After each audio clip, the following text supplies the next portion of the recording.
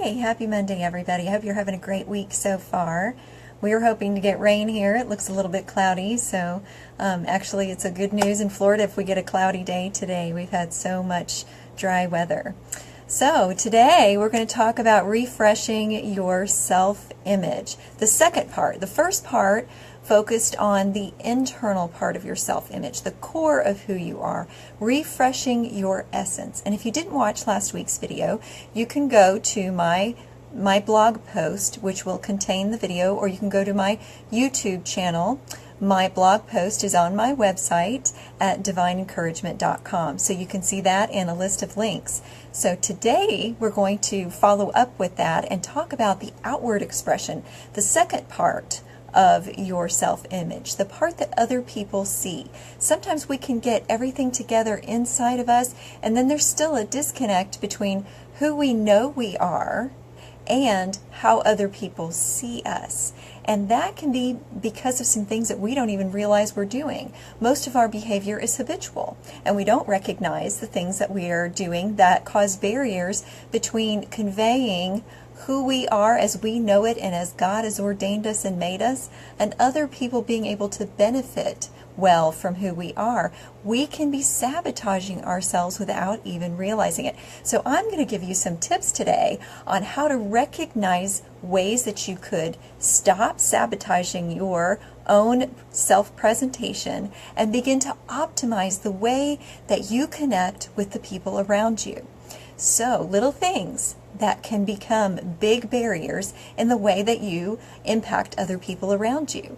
One is facial expression. Now that seems really simple, but think about it.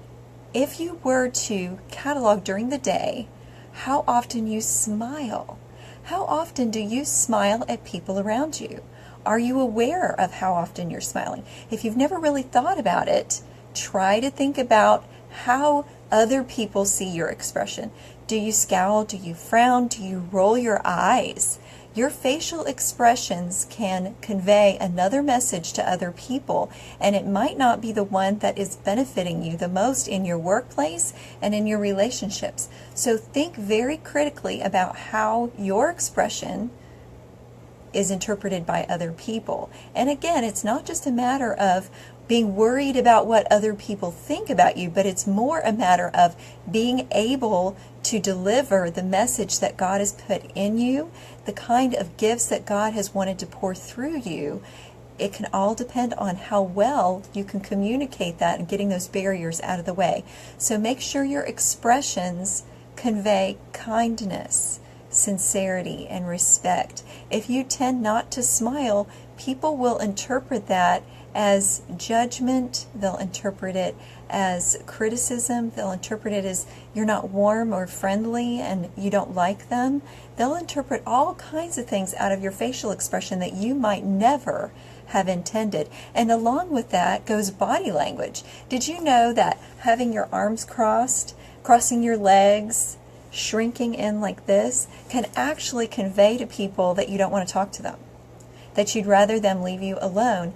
And some people may joke that they really would rather be left alone. But unfortunately, when you convey that to other people, that unfriendly body language that you may or may not be intending is distancing people from you and causing a barrier to allowing them to receive from you what God has planned to deliver through you. So make sure that your body language does not convey that you're feeling aloof, that you're sad or sour, shrunken in, that you are insecure or lack confidence. And there is a wonderful TED Talk by Amy Cuddy about how body language not only affects how other people see us, but it actually impacts how we see ourselves.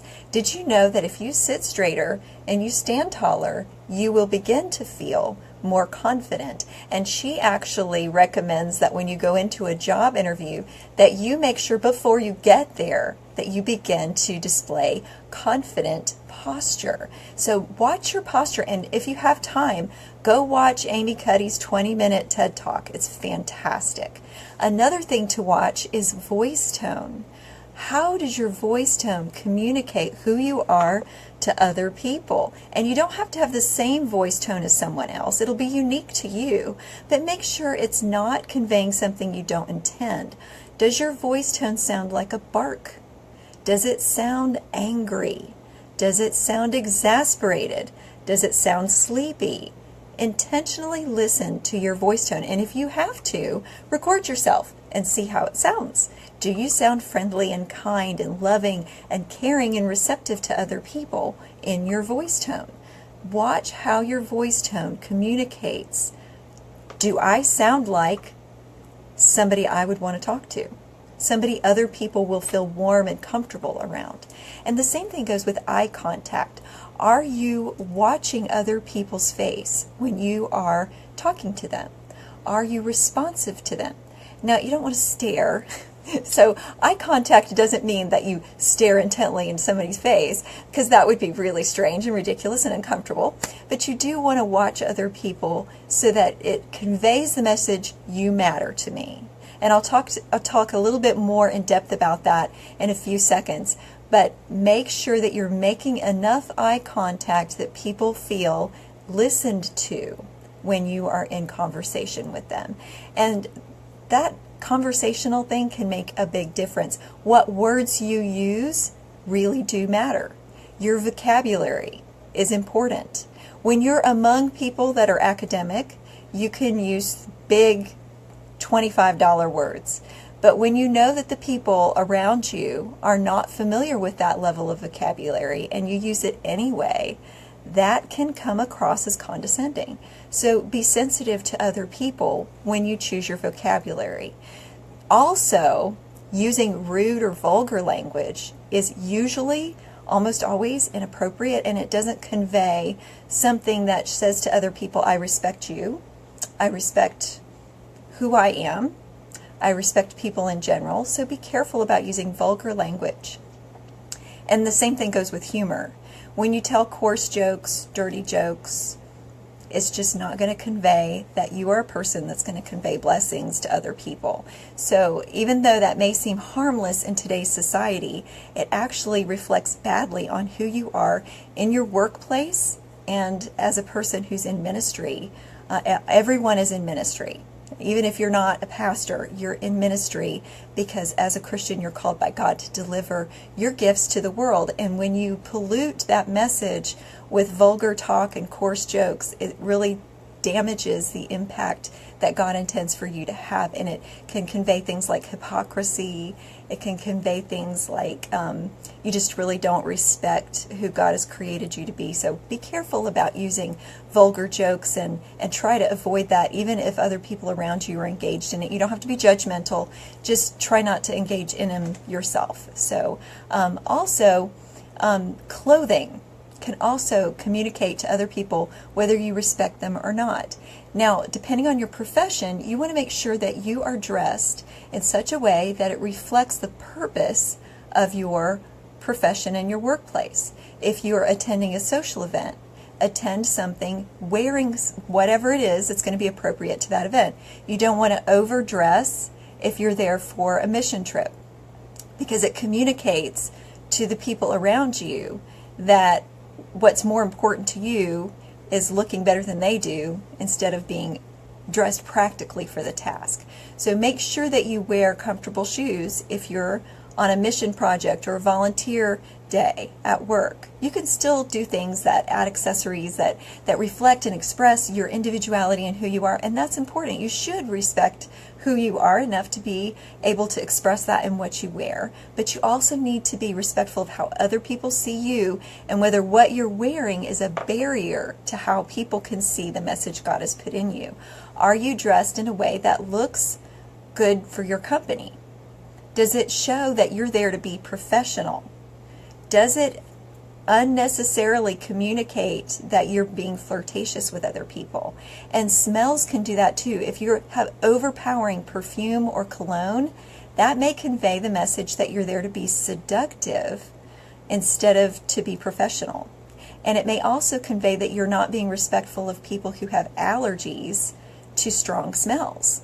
So people around you are choking on what kind of colognes that you put on. You may not be aware of how much cologne you put on, because once you put it on every day, you don't know that it smells really strong. So be careful about wearing too strong a cologne. It may be sending a message that you don't intend to send.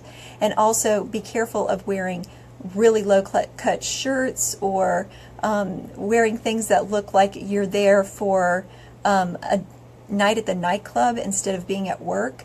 Don't dress in ways that don't reflect being professional. Make sure that you look like you're there for a career. Even if this job isn't your career, make sure that that's what your attire reflects, and then people will begin to take you more seriously. So be very, very careful about that, because you can miscommunicate things based on what you wear.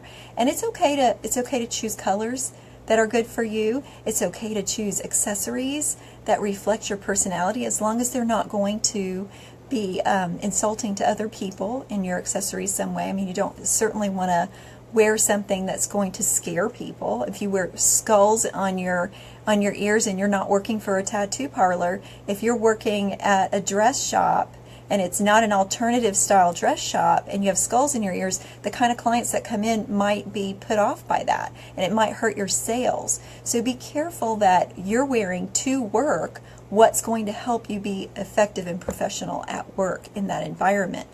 And whatever you want to wear on your time off is different. So you can dress more according to what's your taste. If you want to wear skull earrings in your time off when you're hanging out with your friends at the beach, that's totally fine. But make sure that you are communicating who you are to the people around you as a professional and as a person, showing that you respect how what you wear affects them. How does it make other people feel to see you dressed the way you're dressed? If it makes people feel as though you don't care about them or you don't care about your job, then you might want to reconsider that, because it's going to impact whether you can be effective at your job. So again, strong smells, be careful. Be careful about your clothing so that it looks professional. Visual cues that you make can also be really, really important. And those are some things that we tend to do without thinking. Do you tend to tap the table or tap your foot when someone else is talking? Do you check your watch during a conversation? Those cues that indicate that you're in a hurry also communicate to the other people around you that they don't matter. And that can be a deadly blow to your self-image that you're presenting to other people. So be careful about sending those messages. If you can eliminate being hurried and having an attitude of hurry, as much as you can get rid of that, the better your self-image will be internally and externally. When you're in a hurry, I know when I'm in a hurry, I am not communicating my best self. I usually am irritable, and I'm usually less patient with other people, and I don't demonstrate grace as well. So being mindful of not being in a hurry when you're around other people can be really helpful. And that way you can be mindful of the habits that you might do, like tapping your foot, things like that, checking the clock wall or your watch. Either of those things can be detrimental to the image that you present to other people. When you're in conversation, you want to find common ground. That's the best way to begin to make connections with people. Respect the person's individual values, the things that are precious about them. Make sure you highlight those things in your conversation. That will help open the doors for connection, and be genuine about it. It's not hard to find something good in every single person. There's always something good to find in another person, and really there's always something common you can find between you and another person. Practice it and make that part of all of your conversations, and see how much that helps you be effective with other people. Be mindful of creating balance in conversation. It should be a two-way conversation, and it shouldn't always be about you. Self-image is at its best when it's not all about you. It should all be about the one who created you, and about how you can convey that to other people. So when it's all about you and all of your conversations are timed heavily on talking about yourself, that is going to come across in a way that's very negative to other people, and you might find people avoiding you, and you won't know why. So think about, when you're in conversations with people, how much of that time in the conversation you spend talking about yourself. If it's too much, if it's more than 30% of the conversation in a group, then you're overdoing it. And you might not be aware of it unless you really, really look at it, because it can be a habit. And people that are ADHD or have certain personality types will have a tendency to have less filtering and not be aware of talking too much about themselves in a conversation. So if that's you, really be mindful of that and try to practice it better, because that can be a blind spot for you. So pray for the light to shine through you. Pray for God's light to shine through you in every connection you make with other people. Avoid causing an eye affection. So anything that you can do or be or wear or smell like that's going to be a problem, that's going to just stick in somebody's eye, that can be a barrier to connection with other people. So try to look carefully at those things. Hygiene is really important. Sometimes young people don't recognize that it's important, and it is, because that shows respect for other people. How well you're showered, whether you brush your hair, whether you brush your teeth, whether you wear clothes that are neat and appropriate to the situation, depending on where you're going. But make sure that you are mindful of how your presence makes other people feel. Respect is the ultimate measurement tool of self-image. The more respectful you are of the other people around you, the better your self-image will be as you present yourself to other people. So it's all about being mindful of other people, respecting other people, and making them feel good in your presence. Not just about getting other people to like you, but making it so that there's no blocks, no barriers for God to pour through you into the other people's lives. So focus on mutual benefit and service. So that goes with being mindful of respect. How can we work together toward a greater common goal? How can we use your gifts and my gifts to support one another to do good things together? So when you're thinking about common ground, center your conversations and your interactions with other people on things you can do to mutually benefit the world. That's the whole point of connecting, is that we are meant to use our gifts together. And be virtually courteous at all times. So that includes your social media and texting. There are rules for courtesy, believe it or not, for social media and for texting. And if you're not aware of what those rules are, you should really look them up. Being negative online is not any more appropriate than being negative in person. When you present an image online of someone that's constantly raging against other people, that's how people will see you. They'll see you as negative. So try to avoid that. When you're bashing people based on online gossip, that can be negative to your self-image. How you talk about other people has a more negative impact on your image than it does on the people you're talking about. People will see you as a negative, judgmental, critical person, and that is not someone that connects well with others. No one will be able to trust you if they hear you gossip about other people. So it can be a habit, something you don't realize you're doing. Are you passing along hearsay? If you're passing along hearsay that other people don't need to know for their own safety or for their own well-being, then maybe you should refrain from passing that along. So think about that. Anything that you say to other people that can be detrimental to the image of another person is gossip.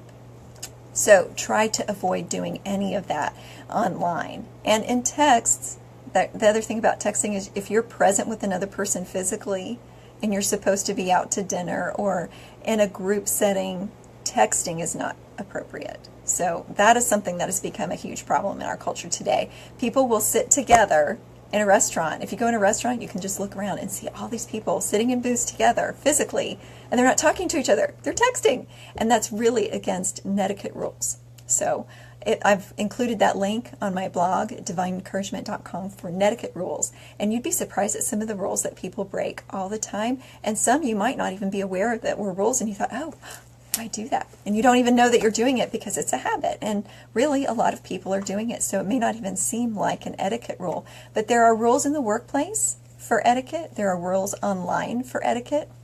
There are rules for cell phones with etiquette.